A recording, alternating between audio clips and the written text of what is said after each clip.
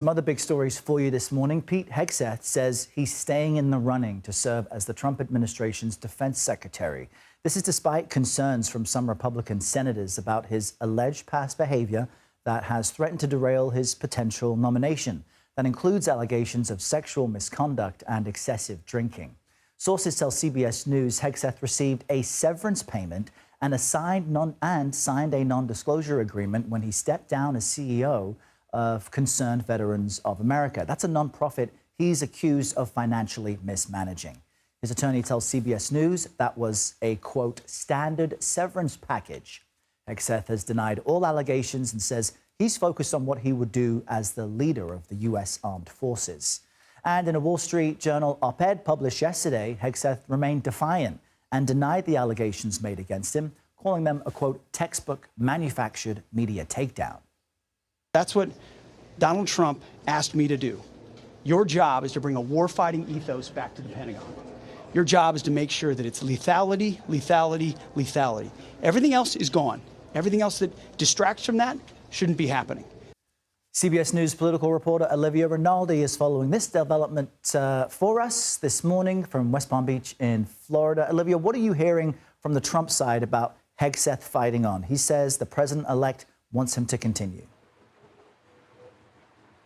Yeah, good morning, Errol. We are hearing that Hegseth is trying to continue this nomination, but sources within the Trump transition are telling us that time is really dwindling for him to shore up this nomination. Yesterday, we saw essentially a full-court blanket press from Hegseth. He had a Wall Street Journal opinion piece. He spoke with Megyn Kelly, a conservative podcast host, his mother even going on Fox and Friends to plead his case about a prior email she had sent her son. But all of this has yet to make really any substantial change on where Hegseth stands right now. He just simply does not have the numbers of Republican senators to support him for this claim, or for this position, rather, to be Secretary of Defense. So the Trump team is watching this very closely, and that's why we're starting to hear about some other names that Trump could potentially pick to lead the Secretary, or lead the Department of Defense, rather. And among those names, who's in the mix?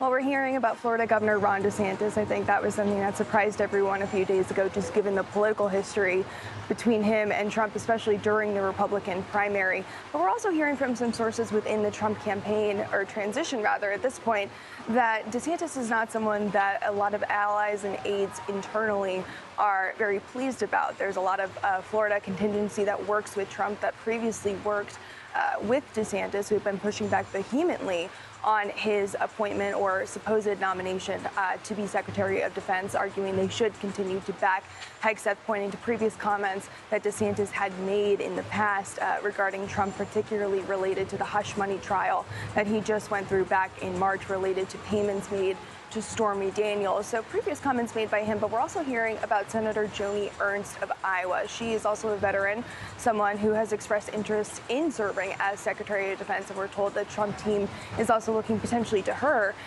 But she's someone who was seen as potentially not going to vote for Pete Hegseth to be confirmed for Secretary of Defense. So interesting to watch there, the jockeying for this position as Trump continues to shore up support for his cabinet that he wants to be there on day one. They're spending a lot of political capital to get Hegseth through this process. Perhaps at some point they might realize it's better to just go with a separate nominee that could be easily confirmed rather than continue to push Hegseth forward with some of these senators. Yeah, it's a really interesting dynamic that a senator who may also be considered would have to vote for Hegseth. So we'll see how this all plays out. Olivia, thanks for joining us this morning. We appreciate it.